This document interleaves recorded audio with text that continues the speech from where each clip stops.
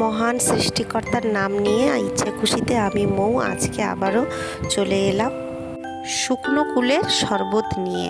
আমরা তো সবাই অনেক রকমের শরবত খেয়েছি, আজকে শুকনো কুলের শরবত খেয়ে দেখব কেমন লাগে। আমি এর আগেও অনেকবার বানিয়েছি, এটা আমাদের বাড়িতে সবাই খুব পছন্দ করে।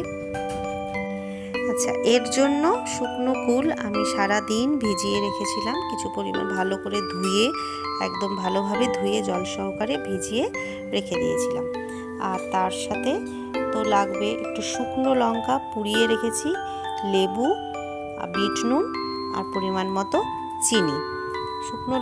শুকনো কুলগুলোকে ভালো করে হাত দিয়ে ম্যাশ করে তার থেকে বীজগুলো আলাদা করলাম, তারপরে তার ছোবাগুলোকে আলাদা করলাম, সেগুলো খুব ভালো করে চিপে সেখান থেকে যে কুলের কাঠ রস সেটা ভালোভাবে বের করে নিলাম।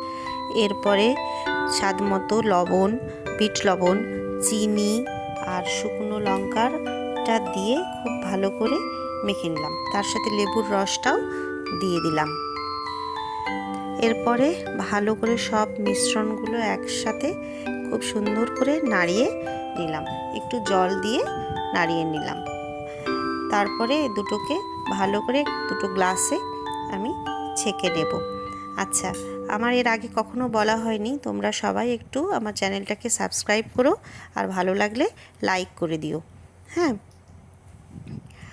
এরপরে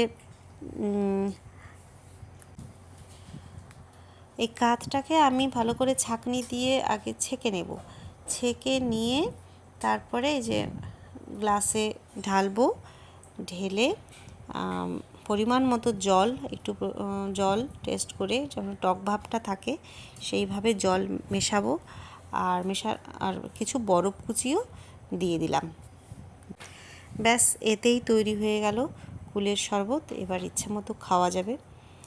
ধন্যবাদ, ভালো লাগলে আবার একটা লাইক আর সাবস্ক্রাইব।